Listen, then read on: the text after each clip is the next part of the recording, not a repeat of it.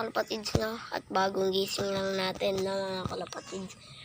May masama nangyayari kaagad sa ating kalapate. Pagdungo ko sa aking loop, hindi ko nalaman na may itlog na sila. Pero masama ang nangyari. Masaya na, pero naging palpak pa. Tingnan yung mga kalapatids na. Yung mga kalapatids na.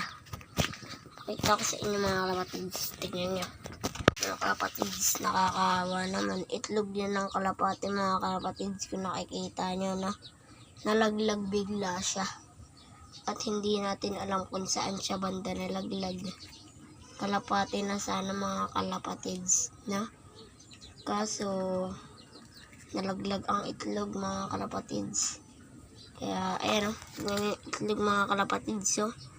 Ayun o, tignan nyo rin yung kalapatids o. Ang sayang, itlog ng kalapati yan. Tsaka yung mga kalapatids. Nag-ano rin tayo mga kalapatids na. Hindi ko rin alam kung sino yung itlog kasi pagdungo ko lang sa ilog, pagtingin ko lang may itlog sa baba. Mahawakan ko sana ang isa kong kalapate na nandyan. Yun, nalaglag yung kalapate, yung itlog. Hindi ko nga alam kung pagkuha ko, yung kukunin ko sana naapakan nila tsaka nalaglag, no? Hindi ko rin alam mga kalapatids.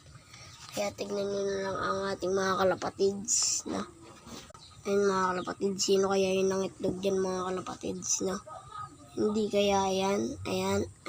Hindi itong blue bar. Ayan lang yung tatlo na yan kung sino dyan yun ang itlog, no? Ha? Oo. Kalapatids, tapos dito.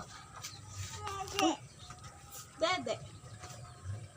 Itlog dyan mga Dede. kalapatids, no? Ito na dede. Ito na dede. Kalapatids.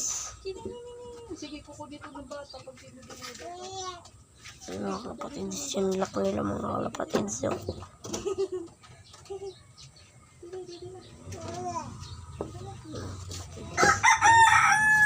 Kukunin nila kapag dinudunod eh. Sige, babi na mga kalapatids.